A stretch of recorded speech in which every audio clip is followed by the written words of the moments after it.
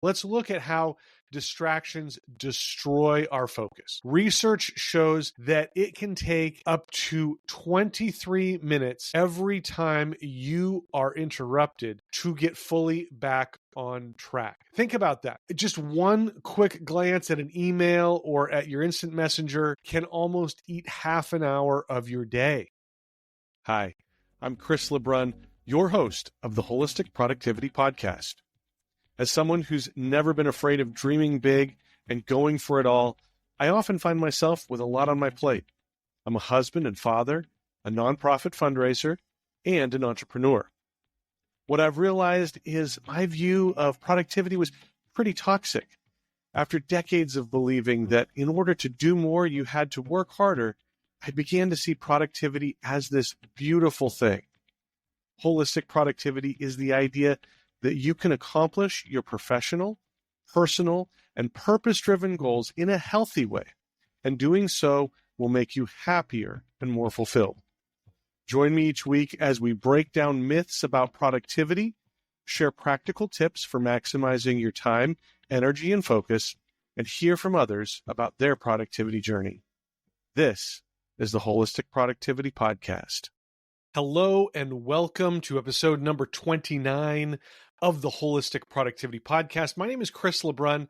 I'm your host. I'm a productivity coach, and I am just so glad that you are here investing in your goals. This show is not just about doing more, not just about staying busy, not just about accomplishing a lot. It is about giving yourself the tools and the mindset that you need to achieve your goals that will help you live the life that you are dreaming about, whatever that is. And I'm just so glad that you are chasing those dreams and not just letting them die. I always say, dream big, plan smart, live fully, and that's what this show is all about. So thank you for being here, and thank you for spending this time today. Today, got a great show for you. Great topic. We are digging into the power of focus, why it matters, how distractions derail us from what we're trying to accomplish, and some of the tools and strategies that you can use to sharpen your focus in both big projects and in the small stuff.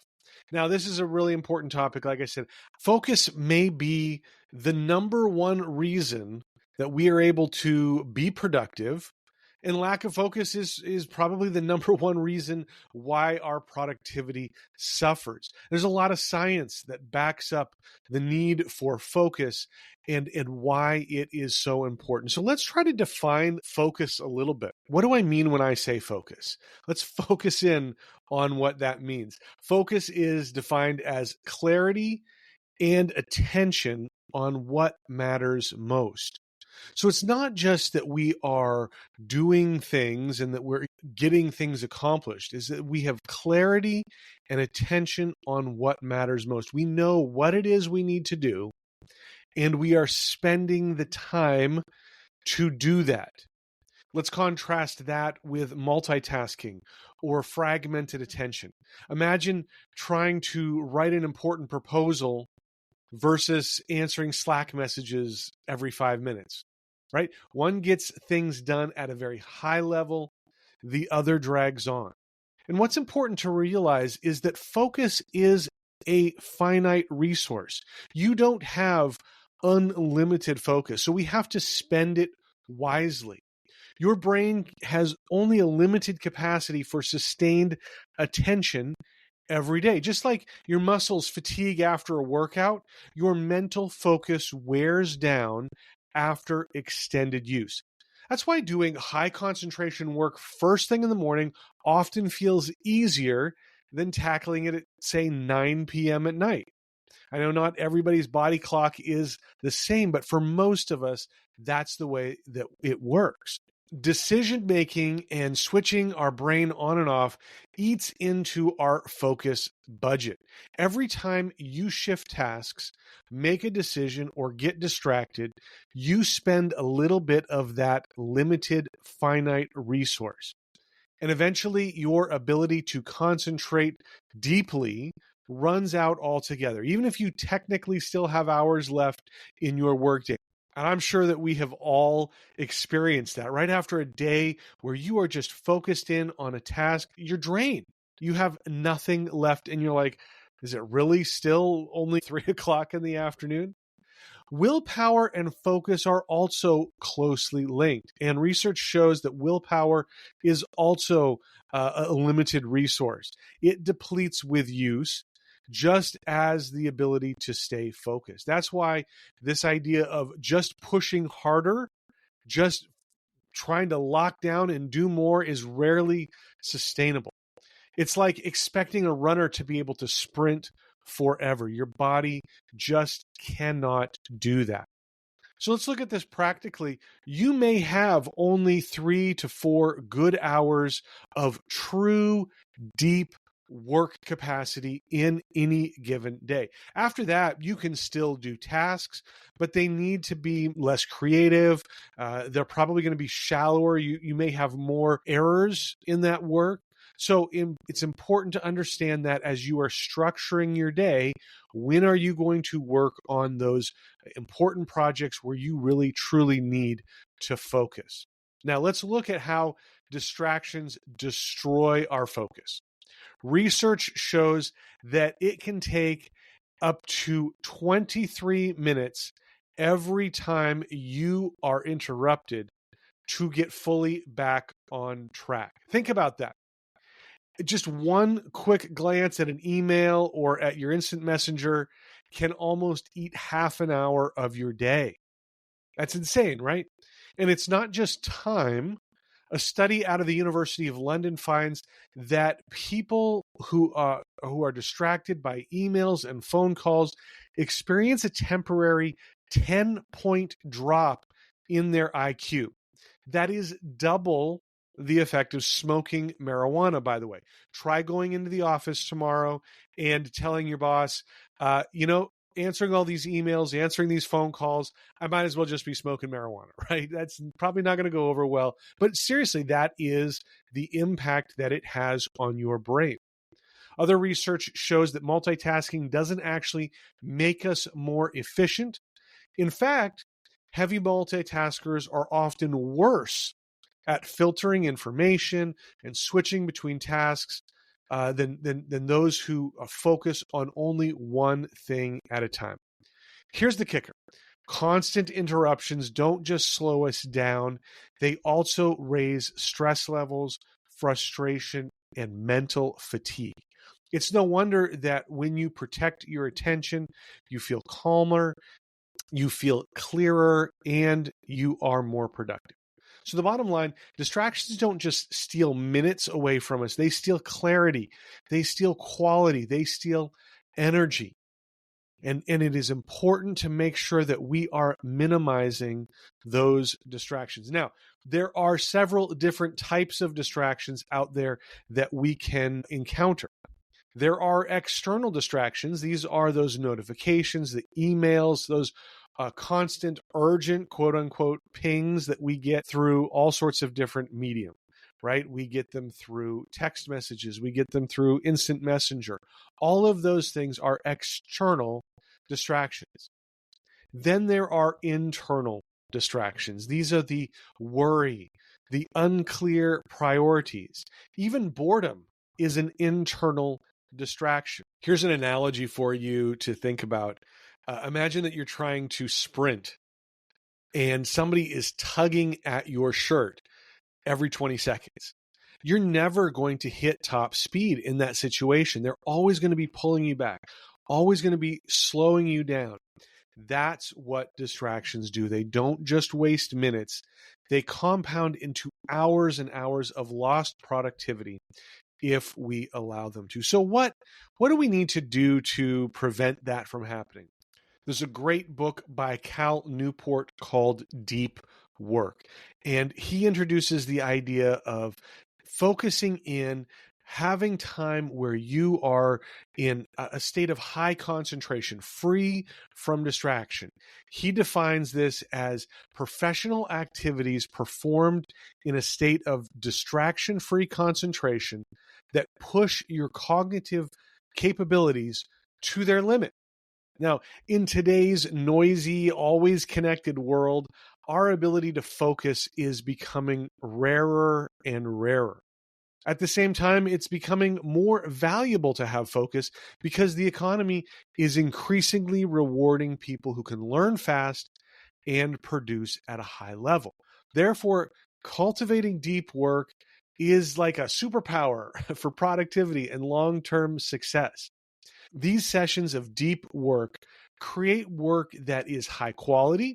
There's fewer errors and you have more originality. It has high value. It is harder to replicate and gives you that competitive edge against other people who are just throwing things together last minute. Deep work is also highly efficient. What might take 5 distracted hours can usually be done in 1 to 2 focused hours. I'm going to put a link in the show notes for this book, A Deep Work by Cal Newport. I highly recommend it. Some of the advice that he offers in the book to help you develop your ability for deep work is to build rituals and routines that minimize distraction. He actually encourages us to embrace boredom. And that will help us train our brain to handle stillness instead of constantly seeking stimulation. That's what has happened as we've had social media and all of these dopamine hits that we are constantly getting. Our brain is looking for stimulation. He talks about, trying to stand in line next time you're paying for groceries or whatever, and just putting your phone in your pocket. Just standing there, being bored. And if we grew up in the 80s or the 70s, right, even some with the 90s, you probably had a lot of times when you were bored. There wasn't this constant stimulation going on. And that is actually a good thing for developing strategies and skills like deep work. Let's pause here for a quick break. We'll be right back. If you've ever gone down the rabbit hole of trying every to-do list or project management app, you know how exhausting it can be. You download the app, you set it up, enter all your data, and then scramble to cancel it before the trial ends. Trust me, I've been there and it's no fun. That's why I love Efficient.app. Alex and Andra, a husband and wife team, have spent over a decade testing and reviewing software of all types so you don't have to. Calendars, project management, banking, planners, email marketing, you name it, they've covered it with honest reviews and side-by-side comparisons. And they don't sugarcoat it. If a tool isn't worth your time, they tell you straight up. I've personally found their reviews super helpful when I was trying to sort through different project management apps. It saved me a ton of time and frustration. Best of all, they often have special deals on the tools they recommend so that you can save money. I'm especially grateful to Efficient.app because they've been supporting the Wholistic Productivity Podcast since the very beginning. The best way to check them out and support the podcast is through the link in the show notes. So next time you're looking for software, let Efficient.app do the work for you. Trust me, you will not regret it. Another thing that he mentions is quitting social media, or at least minimizing it and using it intentionally. Don't allow that digital noise to erode your focus. And I would add into that, again, just using your cell phone at all. There's games. All of these apps are designed to suck us in and make us spend more time on the app. I think about even the LinkedIn app now has games on there. And I tell myself every day as I'm playing those, hey, this is helping me, fight off dementia or Alzheimer's or something. It's actually helping my brain stay smarter, but it's also a waste of time. And that can keep us from doing this deep work. We also want to drain the shallows, minimize low-value, shallow work like email and busy work that eats up your time and your focus. Now, deep work is great for those high priority, high reward projects, but not everything needs deep work. And so things like email and scheduling, calendar items, routine admin things can take a significant amount of time. Now, I call these things maintenance tasks, and they are often low priority projects when it comes to your time. They may have value and importance, but it may not be important for you to do, and it may not be important right now. That's because maintenance tasks siphon off focus from the work that truly moves the needle. So what can you do with these maintenance tasks? I mean, they still have to get done, right? One thing you can do is defer. Schedule all your maintenance tasks together. This is a batching method. And this can be a time when your energy levels are low and you're not going to have as much capacity for deep work. We don't want to compete with time that could be used for deep work. Another thing that you can do for these maintenance tasks is when you have smaller amounts of time, only maybe 30 minutes here or 15 minutes here, focusing on some of those things as well. That's making good use of those small amounts of times. If you're going to do these tasks yourself, make sure that you are time blocking so that your sessions don't sprawl and just take longer and longer. We can get caught up in these small little tasks, and pretty soon an hour, 2 hours is gone, and you have wasted that time. That's why planning your week is so important. Planning your day is so important. And if you haven't downloaded my free Sunday strategy guide yet, you need to do that today. It's absolutely free. I'll put a link in the show notes to where you can get that. All you need to do is provide your email, but that's going to help you plan your week. And it is formatted so that you can plan your week in every area of your life: professional, personal, and purpose-driven goals. Sunday strategy helps me build intentionality into my day. It helps me prioritize that deep work. I know when those projects are going to be that I need to focus on and allow more time. It's great for scheduling all of that. It takes away the mental drain of what should I do next. So again, a lot of great things, and I want you to have that. It's absolutely free. Check the show notes, find out where you can get the Sunday strategy worksheet. Now, let's go back to figuring out what we can do with our maintenance tasks. We talked about deferring those, and the other thing that we can do with them is delegating. Whenever possible, hand maintenance tasks off to someone else. Now, for me in my office job, that's difficult. I don't have an administrative assistant. I've never really had an administrative assistant. If I wanted to get something done, it was usually me doing it. That's also true for solopreneurs, right? Before you have enough revenue, maybe to justify paying somebody to be an administrative assistant. But if you have the ability, this is the best option for putting those maintenance tasks off of your plate and having somebody else do them. I've talked about the book Who, Not How, and that just underscores this idea that you don't need to do everything. And they even go on to say that there are some people out there who are made specifically to do your accounting.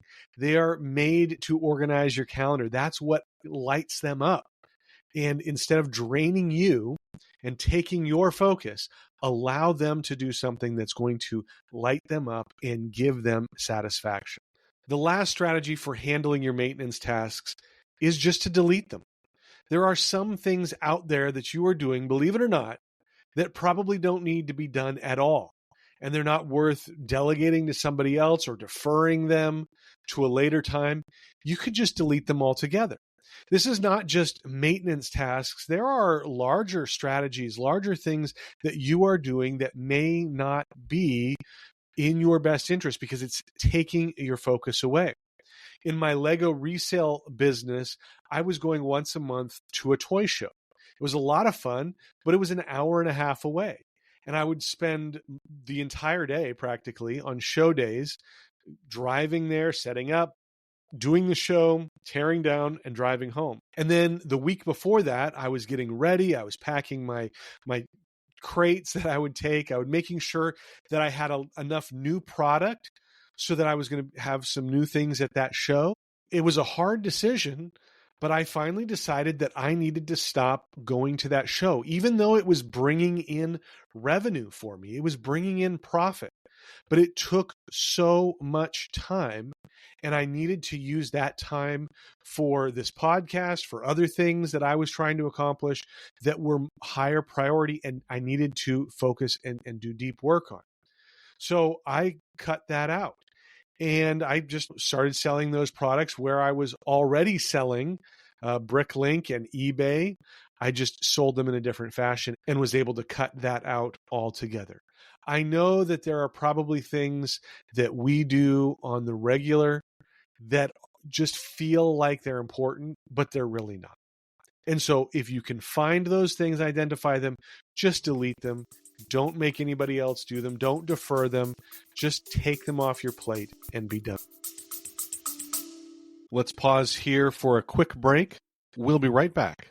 Living with pain is no fun at all. Whether it's sore muscles from a workout, nagging joints, or even stress that just won't leave you alone. That's why I love Little Golden Shepherd. They make all natural butters from organic herbs and essential oils, formulated to ease pain, reduce stress, and even soothe sensitive skin. I use the muscle butter after tough workouts, and the joint butter is perfect for my knees, which somehow were bad even when I was a kid. I'm so grateful to have Little Golden Shepherd sponsoring the Wholistic Productivity Podcast. The way they support the show is super simple.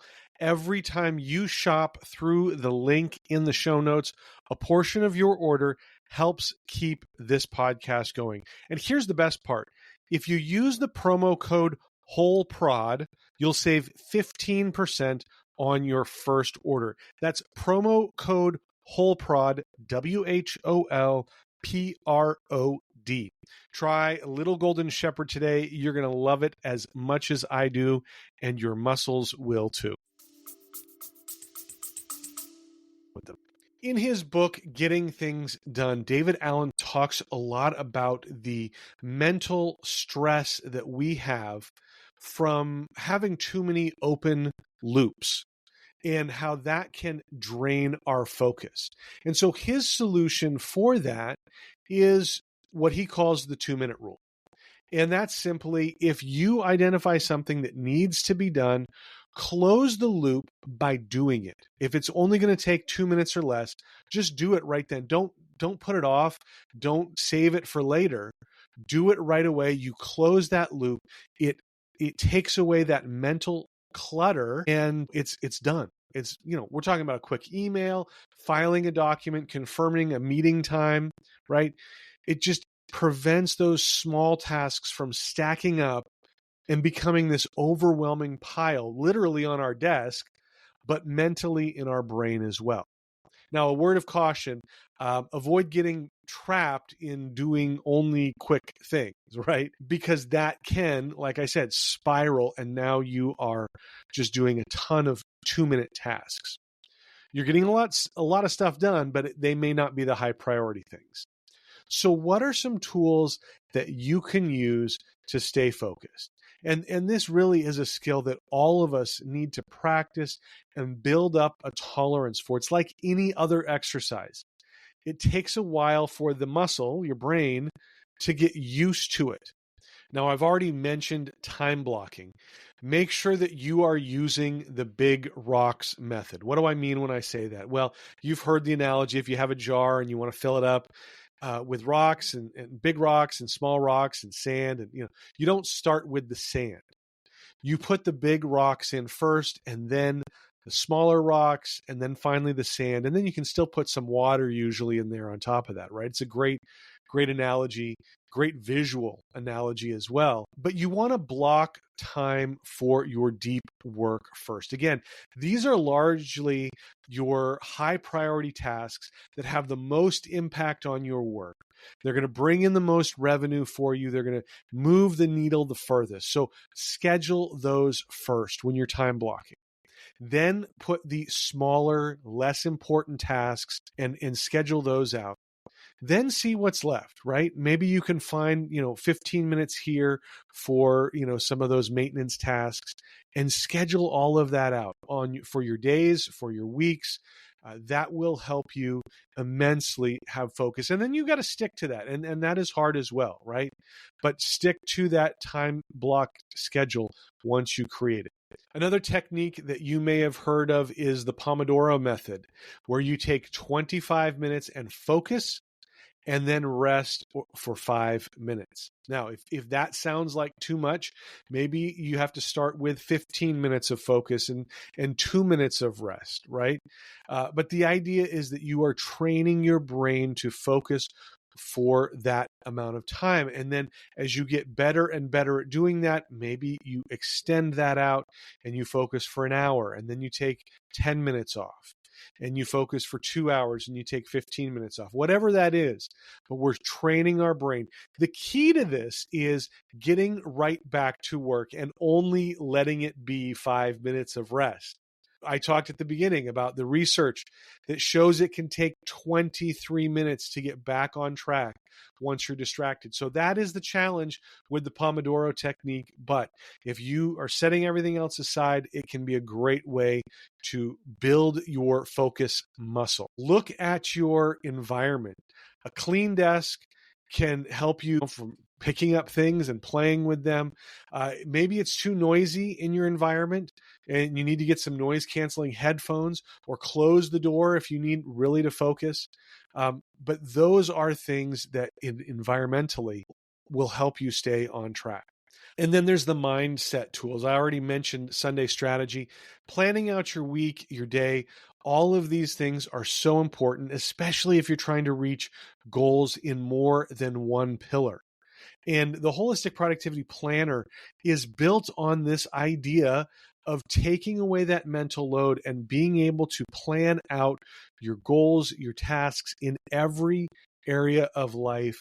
So here's what I want you to do this week. Here's your homework assignment. You don't have to hand it in, but this is one of those things that you can do to really improve your focus. Pick one tool, one method, and try it out for a week or two. Just one. Don't try them all, right? If you want to do that, you can do that later on. You can try a different one out. But for a week or two, just try one of the methods that we've talked about today.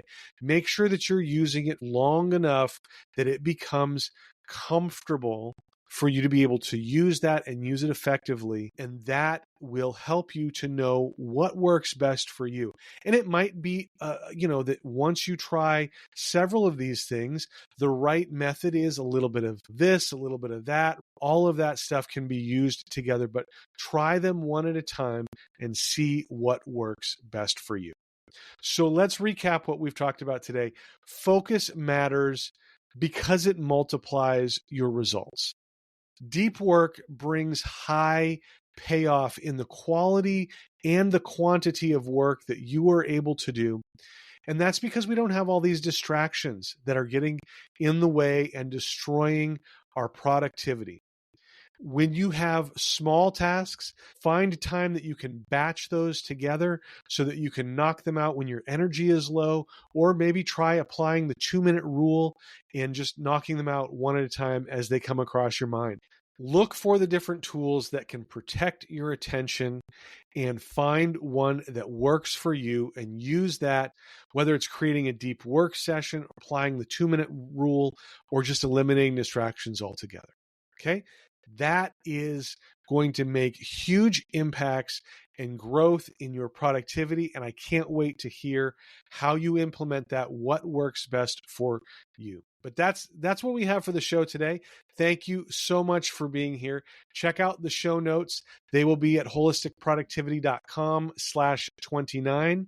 And again, we'll have links for the different books that I talked about, for the different methods and things that you can use to help you stay productive, stay focused, and take on that deep work. Make sure that you are subscribed to the podcast on your favorite podcast platform. You can watch it on YouTube as well. And when you subscribe, when you follow, that just lets you be notified when the next episode drops on Tuesday. I know you're not going to want to miss that. It's another great show that we have lined up for you. So make sure that you subscribe. If you want to rate the show as well, that would be fantastic. I love seeing 5 stars. That lets everybody else know that you have found benefit in this show and they should listen to it as well. Make sure that you are following Wholistic Productivity on Instagram, Facebook, Threads, LinkedIn, YouTube, Substack. Make sure you find us there, not to waste more time, but to get productivity tips and motivation throughout the week. And I also want you to join us on School. This is a community for holistic productivity members. Again, a lot of great community sharing of ideas and practical tips being shared in the School community. Check the show notes for that as well, or you can find a link to that in any of our social media links as well. So thank you so much for being here, for listening in. Again, I appreciate you investing in your goals. I'm excited for you. And as always, my goal is to help you dream big, plan smart, and live fully. Thanks so much. We'll see you next time. Before I sign off, close your eyes for a minute, unless you're driving. But close your eyes and imagine this. It's Friday. You're excited for the weekend. TGIF, right? You're wrapping up the work week, getting ready to leave the office. But as you're walking out the door, you start to reflect on the week and you say, what did I even accomplish this week? It's a frustrating feeling and a horrible way to start your weekend. You know that you've worked hard all week, but you have little or nothing to show for it. If you've ever had these feelings at the end of your week, I have a special offer for you to help you on your productivity journey. I talk about it all the time. Being intentional with your time is one of the biggest parts of productivity. And one of the best ways you can be intentional is to plan your week. Planning your week provides clarity on your priorities. It eliminates confusion about what needs to be done, and it sets you on a path for success. Now, I've developed the perfect tool to help you plan your week. I call it my Sunday strategy, and I want to give you my Sunday strategy worksheet and guide absolutely free when you sign up for my weekly newsletter. The guide offers clear strategies for using the principles of holistic productivity to plan your week. You'll have a mindset shift away from the toxic aspects of productivity, and you'll get step-by-step directions for using the Sunday strategy worksheet. With my Sunday strategy, you only need 15 minutes each Sunday to plan out your entire week. It'll let you identify major projects and tasks that are coming up, assign those projects to specific days, and best of all, there are different sections for each area of your life: professional, personal, and purpose-driven, so you can reach all of your goals. My Sunday strategy worksheet also includes a weekly habit tracker to keep you focused on the habits that you want to develop. So if you want to avoid those Friday feelings of frustration and despair, you need my Sunday strategy worksheet. It's the perfect planning tool to help you build the winning strategy for your week. It's a resource you can come back to each day to keep you focused on reaching your goals, and it's an accountability tool to help you track your progress. Basically, it can help you have the most productive week ever. Like I said, it is completely free when you sign up for my weekly newsletter, which also features more strategies and tips to help you dream big, plan smart, and live fully. To get my Sunday strategy worksheet and guide, go to mysundaystrategy.com and sign up. That's mysundaystrategy.com. There will also be a link in the show notes, but again, mysundaystrategy.com. Look forward to having you back here for the next episode of the Wholistic Productivity Podcast.